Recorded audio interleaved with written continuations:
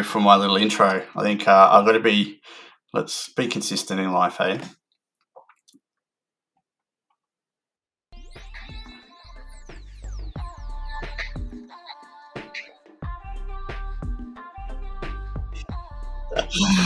I'll wait for everyone to come in. Good. How do you say afternoon? No, morning. Morning, everyone. How's it going? I'm going to do a different bit of a tune today. No more porn star music. Bit of hip hop music. Sounds good. Yeah, we'll cut that off. How is everyone today? Hope you're doing awesome. I'm having a absolute cracker of a day today. I had a big reality check this morning. I've been super, how do you say, ambitious over the last 2 weeks. It was something that I really, really wanted to push myself in. Is my ambition. Good morning, guys. Good morning, everyone that's joined. And I think I've overstressed myself out in trying to be trying to be perfect and trying to be, I don't know, so far advanced than I really am. And I think it comes from having a lot of success in my life. And sometimes when you have a lot of success and you do something totally different to what you were used to before, you become addicted to that success. And then when you don't have it so quick, you punish yourself so much. And you know what? I've been doing that over the last 2 weeks, and I actually had a call with my coach this morning, and he pulled me up on it straight away, and it was really good. So I've gone back to basics, and I've gone setting some smaller targets for myself to sort of pull that overwhelm back. And why is this relatable? Because it's the same thing as weight loss. It's the same thing as nutrition. It's the same thing as training. When you have these ambitious goals that you put so much pressure on yourself. So yeah, the reality check was good today, and he told me go do something fun. What are you going to do fun for yourself today, just to take mine off it? And you know what? I had a 9 o'clock coffee with Brett Ossiwire, who I went to school with, who was also a client of ours in the academy, and he's lost 24 and a half kilos in 18 weeks or 19 weeks, 20 weeks, whatever it is. And the change in him just reset my purpose and my goal of becoming the greatest coach that I can be, and making sure people that come across my path in life, whether it's directly or indirectly with coaching, realize their true potential and absolutely love who they are. So that coffee and that reality check this morning was exactly what I needed to reset myself. And why I'm coming on to here today is to talk about my journey with health and nutrition, and why my journey became a non-negotiable, why training and nutrition is now a non-negotiable in my life. It's something that I make sure I book in every single week. It's something that I refuse to budge on. So training and nutrition is 100% one of the most important things in my life for my mental health and my physical health. If I do not train, if I do not eat well, I will not be the best I can be for myself. So I wanted to come on and talk about, why do I make training a non-negotiable? There's an alarming statistic that I read the other day. Was 70% of people in the world suffer from at least one chronic health condition due to neglecting their health. And that's huge, right? 70%, 7 billion people on the planet. Like, that's big numbers. So what's it going to take for you to break free from that, not be that one of those statistics? Okay, what's it going to take? And I guess I'm not someone that's going to drill into people of what you have to do. I think it's better on me showing where I came from and what I did that made training and nutrition, like my third arm, like something that I will not negotiate with. And it's all started in my 30s when I became a dad, and I became, I guess, obsessed with business and success. And when children came along, children like put a stop sign in front of that. They became a burden in my eyes, right? And in no way am I saying that children are a burden. That's how I felt at the time. And in my 30s, I took solace with food, and I I used food as a crutch, as a mask to hide all my pain that I was going through. And I was very active in my 20s. I played a lot of sport, soccer, and all the rest of that stuff. And I stopped that when I got married and became a father. And I guess I had some sort of, I don't know, I guess it just felt like that this role of becoming a dad was stopping me from doing the things that I loved. And the only thing that was stopping that was myself. And I can't blame anybody else. I can't blame my kids. I can't blame my wife. It's my fault for letting myself get that way. So yeah, I hit food hard, and I wasn't an alcoholic, but I did use alcohol as a mask to hide all the pain and suffering that I was going through, rather than dealing with the thing full on like I should have, like I did. Um, so for me, depression was high, anxiety was high. I had cholesterol issues because of my weight. I had severe sleep apnea. That is not just weight based, but having that extra weight did severely affect my sleep apnea. So I was another statistic. I was one of the 70% that had a chronic health condition due to neglecting my physical being, but also eating well. And as anybody knows, in order to maintain some sort of decent weight, you have to eat well. And nutrition is by far the most important thing when it comes to maintaining a happy weight and a happy life, regardless if it's a weight loss or if it's muscle building. If you do not have a decent diet or a decent nutrition or meal plan, you will not succeed. So why did I make training a non-negotiable? Okay. My depression was crippling. My depression was terrible. It took me away from me. I was not me. I was looking from the outside at. I'm getting emotional on this because it's reliving the past. It took away the person that I was. I had a rough childhood. I had a lot of abuse through school.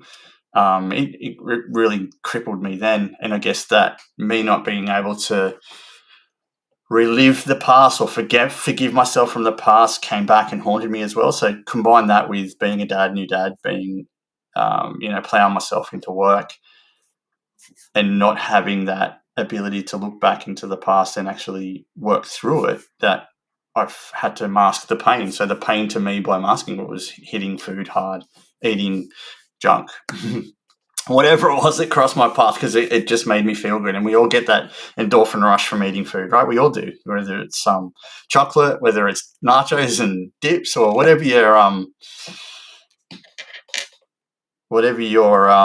fancy is. Like, I think when we are crippled with depression and we are severely overweight and we are not active and we are not eating well and we're not feeding our brains the right mentality, beer.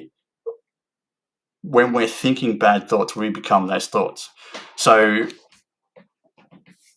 I fell apart really quickly and really bad, and it was a very, very quick decline down. And I guess for me, the lesson learnt there was, I thought I was alone. I thought I was doing it all by myself. I thought nobody out there had been in the same position as me, and that's totally wrong. Like, nobody can be through the exact same life you've been through, but chances are, out of the 8 billion people on the planet, somebody's been through something similar that you're either going through or need to go through to survive. So putting my hand up and asking for help, first thing was psychologist, which was the greatest thing I've ever done. If you ever have mental health issues that you have never explored and you need to explore, please go and see one. It's it's one of the greatest things you'll ever do to work through the past. But the second most important thing was training.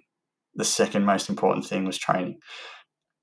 That led down to nutrition. But for me, getting the rush back of that feeling of, lifting weights or hitting the gym or doing a HIIT session or something that got the endorphins rush, got the brain active, firing, got me feeling like I was me again.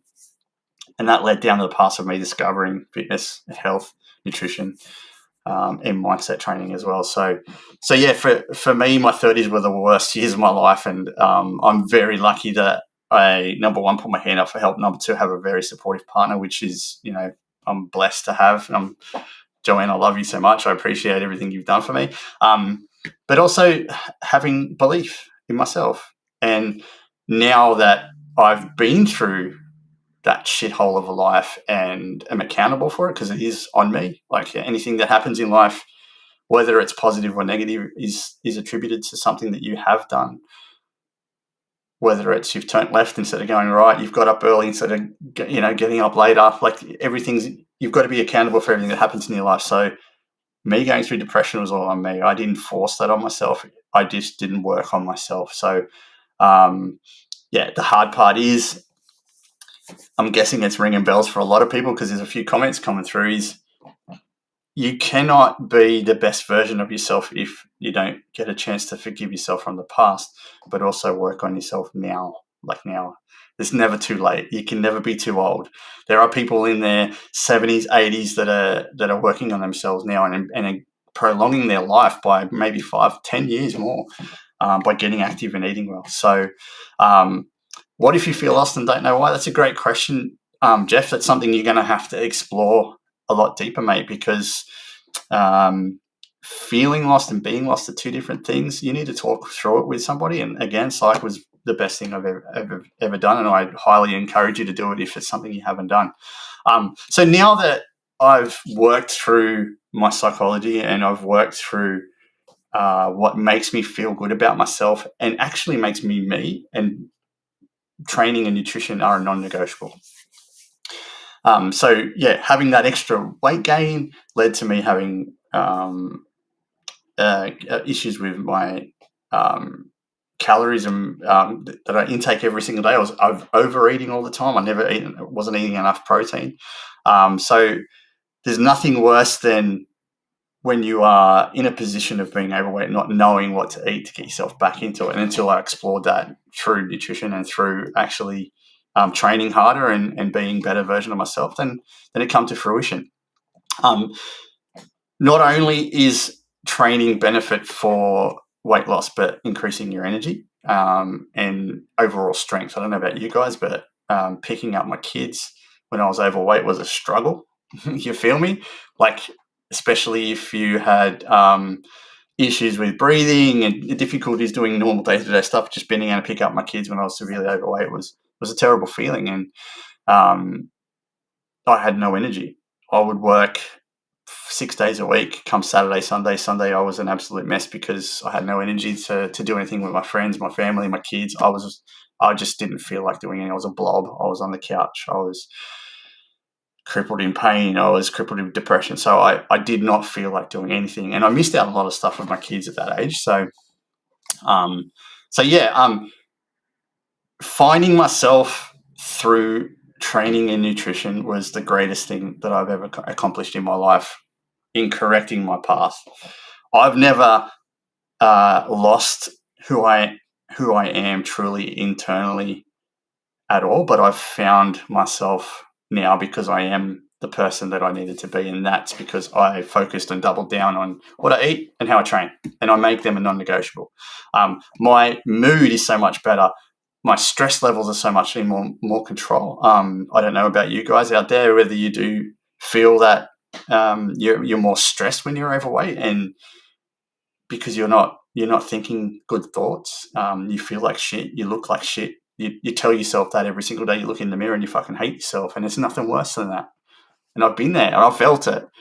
So training, nutrition is a non-negotiable.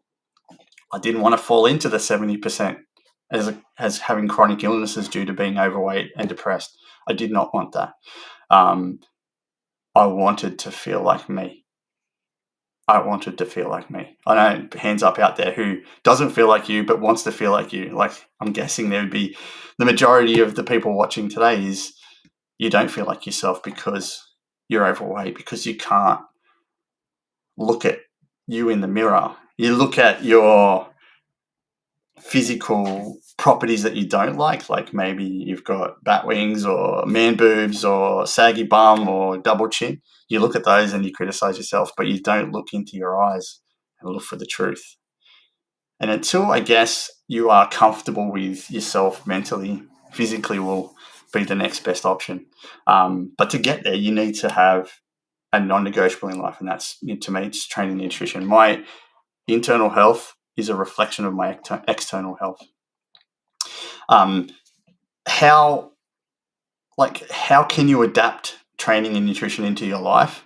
And I guess people think that by having a coach or joining a gym, it's miraculously going to change. Like, all of a sudden you're going to lose weight and everything's going to feel good. And it's a good feeling to have a coach or to be in the gym and have a gym membership, or maybe you've seen a nutritionist and you're on your way to being a healthy version of yourself. Yeah, it's cool to have them, but if you don't do the fucking work, it ain't going to happen.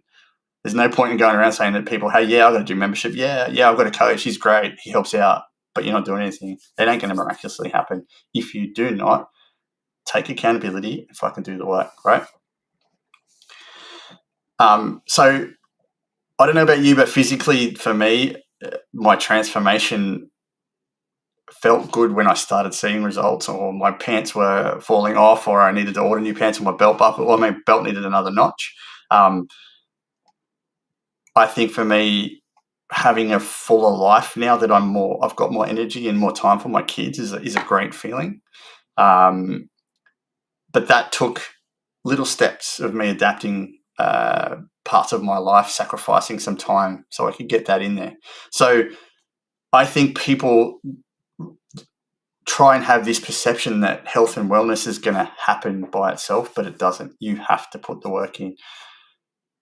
You have to make the sacrifices of not going out or controlling yourself when you do go out, and not, drinking your calories or eating too much shit.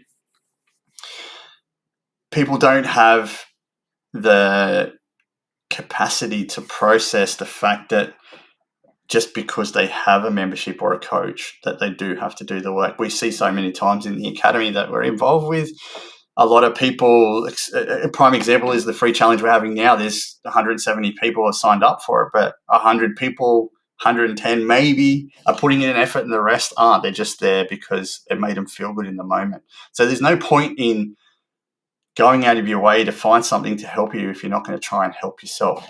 And that was the biggest problem with myself, was I thought I was alone until I put my hand up and asked for help, and then realized that there is so many people out there that can help you. So training and nutrition is a non-negotiable for me. What do? I sacrifice early starts to get on the bike. I sacrifice my favorite food so I can ensure that I'm fueling my body with the absolute best thing I can have. I do a lot of endurance work, so I need to have the right fuel so I can survive out there on long rides and runs. But how do you do it yourself personally if you're out there just starting your journey? Is small steps. It could be as small as changing the milk in your coffee. It could be as small as going for a 10-minute walk every day. It could be as small as doing a bodyweight workout at home rather than having to go to the gym because you're embarrassed and scared and all those things. It could be as small as setting a small goal for losing 1 kilo of weight in a month's time rather than forcing yourself to lose 5 in 1 week, which can happen, but most of the time doesn't. It could be as small as getting rid of some of the processed foods that you eat every single day and putting in nutritious food. It could be as small as finding a friend that is on the same journey and joining it with them and getting the support and accountability that you absolutely need from that. It could be as small as setting a small achievable goal that you want to work on and have the ability to break down further and take it week by week.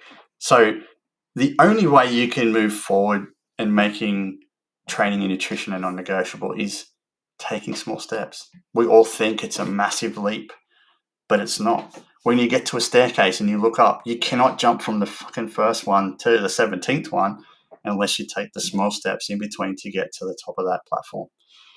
So it's not about it's going to happen instantly. It's about it's fucking time. It's setting realistic, achievable goals over a time frame. You will not change in 24 hours. Your mindset you might get a little bit of happiness to say, hey, cool, I'm on this journey now. I'm going to do this thing. Your mindset changes, but but it can come crashing down quite quickly. What we don't budget for is the shit in life that happens all the time. That's what we need to be prepared for. It's all well and good to get yourself in this mindset of, I'm going to fucking do this thing, I'm going to win.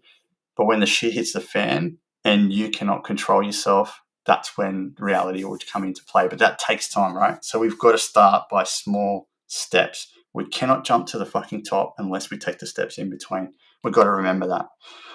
So what's more important in life? Staying comfortable, which keeps you in the same place, or sacrificing a little bit of time to be selfish, to train, to eat well, to make those two things are non-negotiable and to become better. Maybe add 15 years onto your lifespan by losing 20 kilos, or changing the fact that you're a walking heart attack, changing the fact that you could get diabetes from being overweight. Small steps.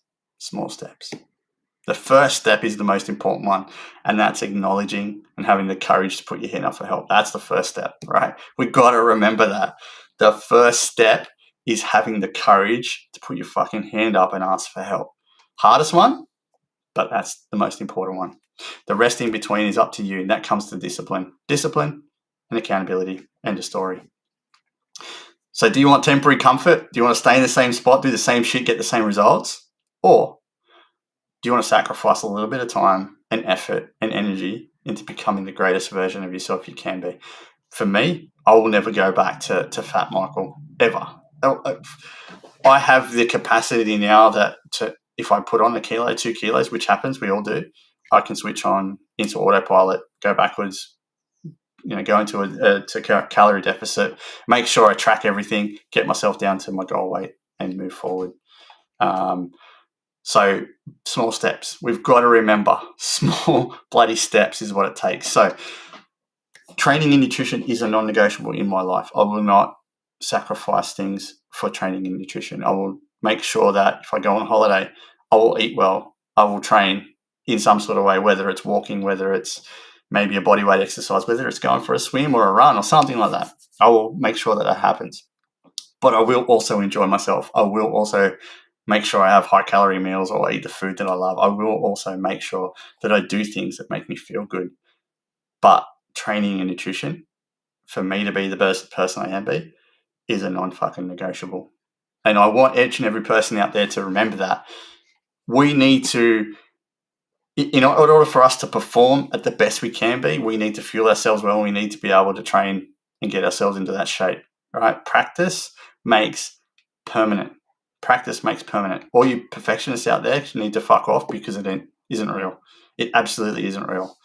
I want to end this small little chat on this one line, which your body is a reflection of your lifestyle. So make it a masterpiece, right? You're the artist. You're Van Gogh. You're Da Vinci. Your body is a reflection of your lifestyle. If you have a shit lifestyle, if you are depressed all the time, if you eat like crap, if you don't train, if you have a lack mindset, if you tell yourself you're a failure every single day, look in the mirror. I guarantee your body will be a reflection of that. Turn it around. If you're positive, if you eat well, if you train, obviously it has to be hard. If you walk, if you sleep well, if you have your water, if you hit all your targets, I guarantee your body will be a reflection of your positive outlook. So what's more important? As I said to you before, staying comfortable or getting to the version of yourself that you absolutely want to be to, and that takes sacrifice.